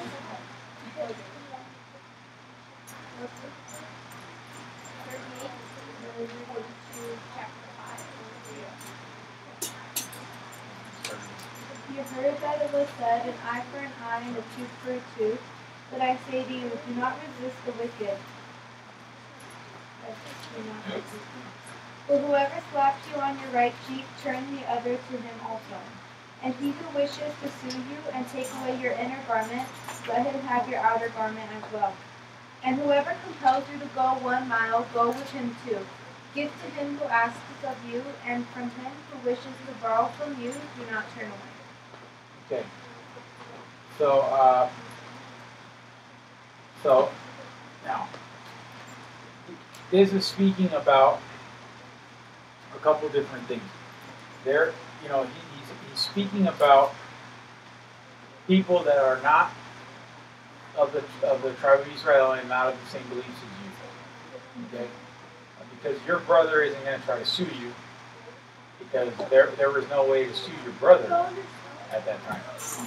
Okay, within the children of Israel, there was no law where you could sue your brother. You would come and the Cohen would make restitution, would declare what the restitution would be for you, in case someone were to steal your ox, kill your ox on accident, take something that was yours, destroy your house by accident, things, all those types of things, okay? So there's no way to sue your brother, so this isn't talking about somebody that's within the children of Israel, which a lot of people think that what it's saying, see, this is what it used to be, and now with the new religion that Yeshua brought, the Torah is completely gone away, and you don't need any of that stuff, and all those things are irrelevant now. But that's not what Yeshua is saying. What he's saying is because now they're living in a time where they're under the judgment of Rome. They're not living in a time where they were following the Torah as laws. Remember, the Torah was set up as a guideline for life. For you to live your life and live, for people to be able to go along throughout life and whatever situation comes up, they're able to handle and they know how to handle it correctly. That's what this is about. So now he's speaking to them about, hey, now you got these people that you have Romans that have their own laws and their own things, right, and their own ways of making justice, and then you have the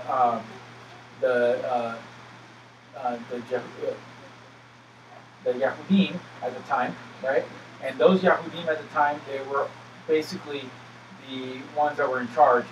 They were the what do you call it? They were the Levites, or they were acting in part of the Levites. Some say that they weren't the real Levites. They weren't part of the real lineage. That they had put themselves in the position of the Levites by bribery and all these things. So people, there's a lot of speculation to if those people were actual, Yahudim, and if they weren't. So we know that they were doing corrupt things, these Yahudim. So Yeshua is speaking to the people that are now learning again about Torah, that had forgotten about Torah, knew nothing about it anymore because they had gone away. They were the other 10 tribes of Israel that were lost and scattered all over the land, that had fallen away from the Elohim, and that thought that there was no way for them to be a part of Israel anymore. And some of them didn't even know. There's verses in here in the prophets that say that they had gone so far off that they didn't even know their Elohim anymore. Which means they had gotten so far away, and generations had passed and time had passed that they didn't even know where they were from. They didn't even know nothing about Israel anymore. There was people like that. There's some that did, but again, they thought they were cut off and that there was no more, there was nothing left for them. So they weren't associating with the Yahudim. So you have the Yahudim over here that were in power, that were basically, they were working together with the Romans to control the people.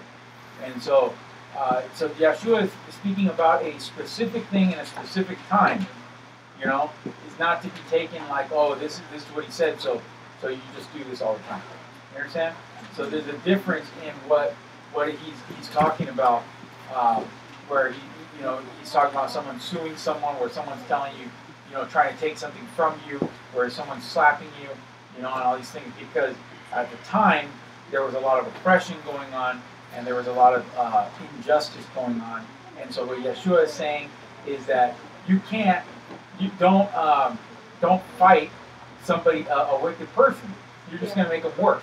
They're just going to get more angry at you, and they're going to do more things to you. So that's what he's talking about. It's not talking about how you should deal with your brother. That part is in the Torah. Does that make sense? So yeah, that's why he's saying those things. The best way to deal with somebody that's being, over the top and crazy and trying to hurt you and all this stuff, of course, as long as he didn't try and kill you, that's different. But if someone's trying to verbally hurt you or legally and all these things, is at the time he's telling them, just basically put burning coals on their head by loving them, and then eventually a person that wants you to combat back with them, you're not combating back with them, and then they just lose the urge to want to keep fighting with you. So, all right. Yeah, what's the reading in Galatians? I was getting there, and then chapter 3, what? 26 to 39. Okay, for you are all sons of Elohim through belief in Mashiach, Yeshua. Why is he saying this? See, this is everybody that reads the Brit Hadashah. You have to read it in the understanding of what is he talking about, to who is he talking about, at what time is he talking about this. We are reading in the book of Galatians. What does that mean? This was a letter to the congregation in Galatia. That was a congregation that were trying to come back to Torah. People that did not, these people did not have the Brit Hadashah at the time. They didn't have the Torah. Torah was on scrolls. Only rich people and people that in the synagogue, owned or had Torahs. They're this is a handwritten thing. They didn't have printers. They didn't have, they can mass produce these things. So it wasn't like something that they could just, what do we do about this? Look it up in the Torah. No, they had to memorize it by they had to either memorize it or they had to go somewhere to a place where they had a Torah, and usually a congregation, they would obtain a Torah, through a Talmudim, people that are meant to take the word and the good news. They would somehow get a Torah, and maybe a small congregation would obtain a Torah, and every Shabbat or whenever they met, they would get to hear the reading of the Torah. That's the only time they got to see it. They didn't have it like us. We're so spoiled, we think that this is, common, that everybody had this all the time. So now, in the time we're reading this, Yeshua's alive, right? Yeshua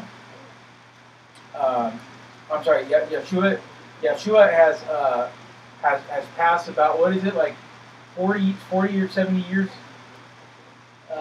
before the writing of the Brit Hadashah. Yeshua had passed already? Yeah, people can get to 70. Between 40 and 70 years, somewhere in there. So Yeshua's passed already, and this person, which is Galatia, which is most likely Shaul. Sorry, I was going to say Yohanan. Shaul. Okay, Shaul is teaching these people that are gone away from Israel, that were part of the tribes, that are now coming back to Torah, or people that heard about the Torah and are interested in living, in living this life, to be able to be incorporated back into the children of Israel back into Israel, and these people don't know anything about basically anything, and so they're like brand new, little children that are wanting to learn about the Torah again. Okay, so why? Now listen to what he's saying. What he's telling them. He's saying, "For you are all sons of Elohim through belief in Mashiach Yeshua. For as many of you were immersed in Messiah, have put on Messiah. There is no Yehudim or Greek. There is not slave nor free. There is not male or female. For you are all one in Mashiach. And if you are of Mashiach, then you are of the seed of Abraham and heirs according to the promise." All right. So some people are gonna read this and they're gonna say, "Oh, see, there's no Yehudim no more. Yahweh doesn't care about Israel anymore. He doesn't care about who you are, or where you're from. None of that stuff matters anymore. All this old stuff is all passed away. Yahweh gave up on the Israelites, on the Yahudim. He gave up on all them. They didn't do what he asked them to do. So now he got new people. He got Christians. He got new Christians, and now the Christians and all the new people that are reading the Brit Hadashah, they are the new people of Yeshua. Okay, Yeshua is the new religion, and Yeshua brought Yeshuaism, which people call Christianism and other things. That's basically what they're saying when they say those type of things. But it's all misunderstood, because if you look closely, what is he trying to tell them? What was going on at the time is that the Yahudim were telling the people, you can't come near. You cannot bring offering. You cannot be a part. This Torah and Yahweh Elohim is ours and not yours. You see what I'm saying? That's what they're telling them. And so they're asking, hey, is it true that we're not part of Israel? I thought you said that we could be part of Israel. He's saying, calm down. For all of you are sons of Elohim through the belief in Yeshua Mashiach. Okay? For as many of you were immersed in Mashiach, have put on Mashiach.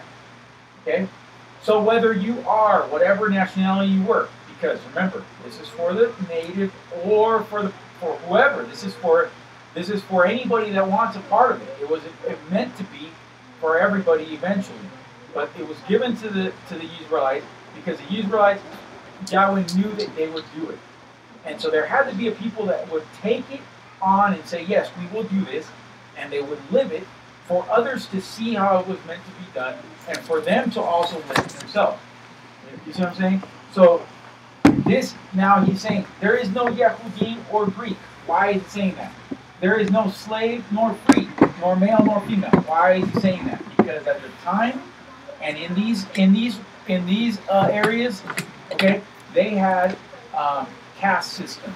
There were slaves. Once you were a slave, you would never become anything other than a slave. Your children would be slaves, and there would never be anything more for you. Okay?